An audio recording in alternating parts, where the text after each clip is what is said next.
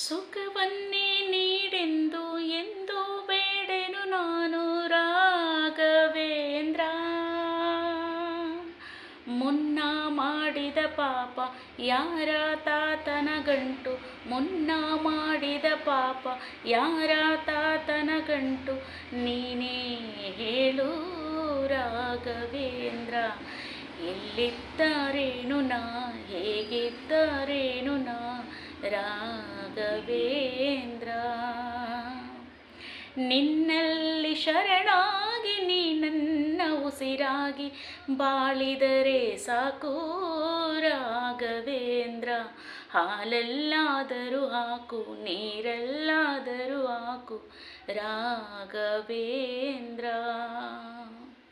ಹಾಲಲ್ಲಿ ಕೆನೆಯಾಗಿ, ನೀರಲ್ಲಿ ಮೀನಾಗಿ ಹಾಯಾಗಿರುವೆ ರಾಘವೇಂದ್ರ.